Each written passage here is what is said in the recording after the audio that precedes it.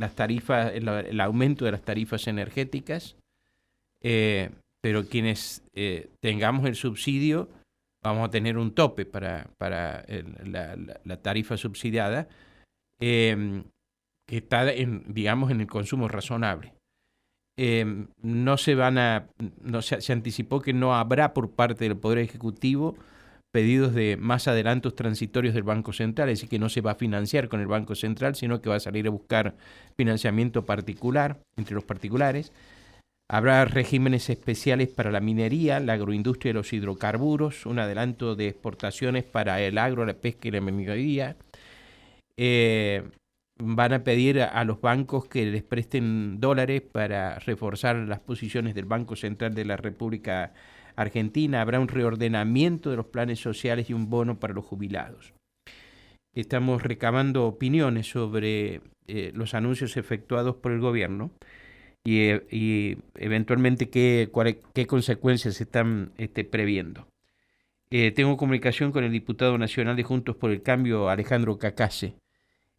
Alejandro, buen día, ¿qué tal? Gracias por atenderme.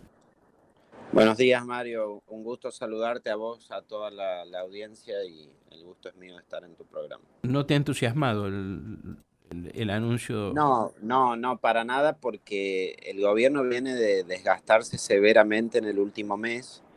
En parte ese desgaste fue porque no convencieron las medidas que anunció Batakis después de la renuncia de Guzmán. Profundizaron la crisis cambiaria que tenemos, y los argentinos respondimos como lo hacemos siempre, que es dolarizándonos como forma de proteger nuestros ahorros. Entonces el que puede lo hace en el dólar ahorro, el que no en la bolsa o en el mercado paralelo con el blue, pero eso hizo subir la cotización del dólar, la brecha cambiaria enormemente. Esto siempre tiene un traslado a precios en nuestro país. El problema núcleo que tenemos es el de la inflación, que tiene el registro interanual más alto en 30 años, por arriba del 60%, y no hay nada que me indique en las medidas que anuncia de que vaya a un camino de estabilización de los precios. Es decir, tenemos un problema cambiario monetario y no hay esencialmente medidas de política cambiaria ni monetaria. Se especuló muchísimo con el tema del tipo de cambio, si iban a establecer tipos de cambios diferenciados, si iba a establecer un tipo de cambio especial para las exportaciones. Nada de eso fue, en definitiva, definido. La política monetaria es la que ya había establecido el Banco Central, de incrementar las tasas de interés, pero no hubo nada nuevo respecto de eso. Entonces el problema central, que es el de la inflación, no le da ninguna respuesta, más que decir que tiene una determinación para luchar contra la inflación. Pero ¿cómo? ¿Cuál es el plan de estabilización? Ninguno. Después, en el frente fiscal, a mí me preocupa esto de que, al igual que Batakis, que decía que creía en el equilibrio fiscal, pero no lo practicó durante el mes que estuvo, acá Massa anunció que el primer principio de su programa era el orden fiscal. Bien. Marca que va a ir a cumplir la meta del 2,5% del PBI de déficit. La pregunta es cómo, porque uno de los periodistas le preguntó después de qué manera iba a cumplir esta meta y no dijo, no tenía detalle para eso. Entonces, para cumplir la meta no basta con los congelamientos. El congelamiento hace, de la planta del Estado, por ejemplo, hace que el gasto no aumente, pero acá lo que se necesita es reducirlo. El gasto más importante del Estado es el de las jubilaciones. Bien, dijo, vamos a proteger ahí contra la inflación. Bueno, por ese lado no va a venir. Entonces no detalla cuál es el ahorro que se va a hacer, de qué manera lo va a lograr. Entonces hace que esa promesa de no usar los fondos del Banco Central y se vuelve etérea en nuestro país, porque no los va a usar en la medida que no los necesite. Pero si no logra reducir el déficit fiscal, no tiene de dónde recaudar para financiarlo, va a echar mano del Banco Central tarde o temprano. Entonces la clave está ahí, en definir qué se va a reducir. Se Y presume, no, por por lo que ejemplo, he la visto. obra pública. No, si. Bueno, primero, que se reduzca la obra pública es una tragedia, porque es la inversión de Mm. capital la que más logra desarrollo para adelante. Se ha venido efectivamente subejecutando las partidas. Ellos dijeron que iban a recuperar la inversión en obra pública sustancialmente, no, en la práctica no se hizo. esto es negativo porque la infraestructura productiva es lo que logra que un país después crezca y se pueda desarrollar. Presumo que de lo que, de lo que él marcó, que el ahorro lo busca hacer fundamentalmente por el lado de los subsidios. Ahora, tengamos presente ahí, en los subsidios ellos a comienzo de año dijeron vamos a lograr acá un ahorro de 0,5 del PBI. La realidad, detrás de los anuncios, la realidad es que ha aumentado un 0,5. Así que no se ha logrado ahí. Dijo la consecuencia de la segmentación que el gobierno ya había iniciado. Le dijo, hay 4 millones de usuarios que no presentaron el formulario y les vamos a cobrar plena la tarifa. Y hay 9 millones de usuarios que sí presentan el formulario, pero no le vamos a subsidiar todos, sino solo hasta 400 kilowatts. Esto es lo único claro de la conferencia que implica ahorro de recursos. Ahora, que alcance para lograr la meta del 2,5 lo dudo, porque los costos de la energía han venido subiendo, en dólares obviamente también a nivel internacional, acá se han congelado y no han acompañado esa suba, y por lo cual el gasto en importaciones, el gasto en subsidios, todo ha crecido considerablemente. Entonces, no creo que eso alcance para cumplir la meta. Y entonces noto que hacen como cuentas mágicas, ¿me entendés? Es decir, dicen, vamos a hacer esto, y vamos a lograr este objetivo, resolverlo, y cualquiera que trabaja el presupuesto del Estado y hace esa cuenta se da cuenta que eso no cierra. Me parece que hay, Mario, una limitación política. Cuando ves la foto esta Una de limitación Massa... política. ¿Cómo? La vicepresidenta estaría poniendo esos Sí, límites. sí, claro, claro. Es decir, yo veo en el proceso político que se generó en estos últimos días, bueno, el hecho de que no se había hecho un cambio de profundo el gabinete antes y ahora sí, con el ingreso de Massa y todo su equipo, ha generado evidentemente expectativa porque los agentes económicos y la ciudadanía en general dijeron, bueno, se viene un cambio de rumbo ahora, y se preparó esto con una expectativa enorme de lo que iba a pasar.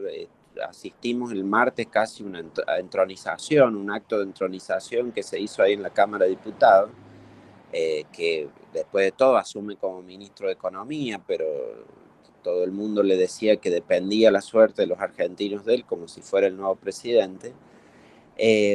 Pero la realidad es que ese frente de todo está absolutamente ideologizado por un liderazgo eh, totalizador que tiene Cristina Fernández de Kirchner, que es la única que habilita o no las reformas que se pueden hacer. Y la verdad que su concepción de la economía está limitada a decir que la inflación existe porque los empresarios especulan, que tiene que haber controles de precios y si no funcionan es porque no fueron suficientemente estrictos los controles de precios. Entonces, claro, cuando se busca hacer lo que se necesita hacer, que es un plan de estabilización que tenga fuertes medidas en términos de lo fiscal, presupuestario, lo monetario y con cambio de régimen directamente, eso ella no lo permite, no lo habilita, ni lo va a habilitar nunca durante este gobierno, creo. Entonces, es lo que me hace perder la expectativa de que pueda haber genuinamente un cambio de rumbo durante este gobierno. Y el problema con eso, Mario, es que las reformas en nuestro país las termina siendo la realidad.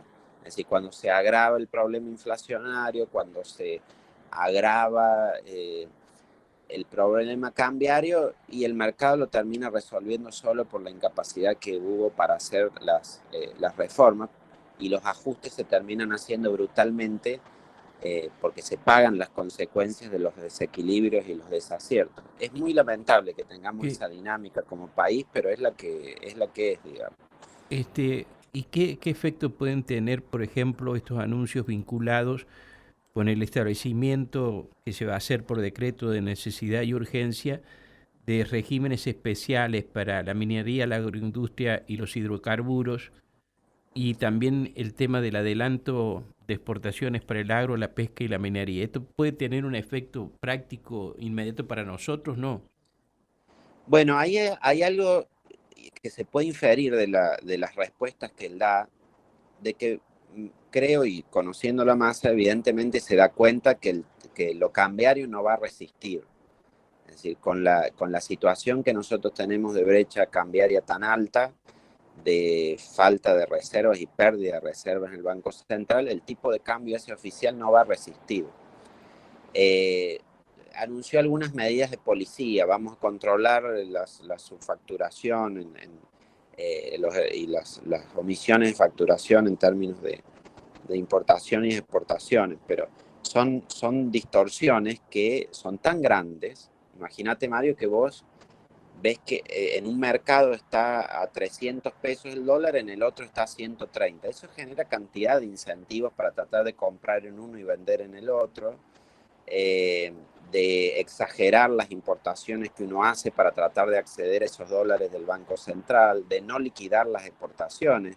Y no liquidan las exportaciones, por más de que Massa los vaya a hablar, a seducir al campo, si alguien en el campo ve que tiene que liquidar a 130, le retienen además por los derechos de exportación un 35, entonces recibe 90 y el dólar está a 300 y no quiere liquidar ese precio, por más seducción que le hagan. Con esto que digo, él se da cuenta de que esto no resiste. En algún momento el país va a tener que devaluar, va a pasar eso, para equilibrar eso. Pero entonces estos anuncios que me marcas y que lo haciendo son una forma de decir, a ver si puedo hacer que liquiden ahora algo, que me dé un colchón de dólares suficiente como para que se pueda después devaluar en mejores condiciones. Infiero de lo que él anunció y de algunas respuestas que hizo, donde no lo dice esto explícitamente, pero lo da a entender que lo que busca es hacer eso. Vamos a hacer un cambio en la política cambiaria, devaluar, le hace devaluar cuando haya una situación de reservas mejor a la que tenemos hoy. Lo que pasa es que esa situación es difícil lograrla si uno mantiene un desequilibrio tan grande en los tipos de cambio. ¿Vos ves, eh, a ver, cómo decirlo, ves voluntarismo entonces en los anuncios? Yo veo, sí, creo que hay un pecado, Mario, de la política argentina que ha afectado también a los presidentes de nuestras fuerzas políticas, como pasó con Macri, con De la Rúa, y de algún modo eh, ahora está ocurriendo con este ingreso de Massa, que es el creer que porque alguien nuevo entre y se cambie el nombre y por ahí tiene más llegada a los mercados y tiene más habilidades para negociar y que entonces esto va a resolver por sí los problemas. Y los problemas se resuelven si uno cambia eh, las medidas que atienden a esos problemas estructurales que nosotros tenemos. Ujú.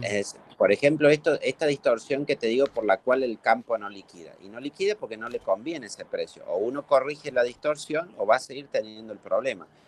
Por más de que lo crean a uno más hábil, más bueno, más seductor, lo que sea, eh, es, termina siendo como una cuestión, sí, un poco mesiánica, de creer que porque cambien las personas en eso, los Ujú. problemas van a dejar de existir. Y no, los problemas dejan de existir cuando uno implementa soluciones concretas de política económica para esos problemas. Eh, Así es en todo el mundo. es increíble cómo uno revive ciertas situaciones, ¿no? Que han pasado a lo largo del tiempo. Eh, Claro, y entonces, nuestro país ujú, es como la película del Día de la Marmota, que todo el tiempo va pasando lo mismo. claro, efectivamente. Entonces, nosotros tenemos ciclos de evaluación, Ujú. inflación, salto, brecha cambiaria, salto discreto, el tipo de cambio. Volvemos a vivirlos porque nunca corregimos esos desequilibrios. Entonces vuelven a pasar. eh, y el otro día dimos una conferencia, lo graficó muy bien Luis Tonelli, el politólogo, que dimos una conferencia juntos y dice, en Argentina hay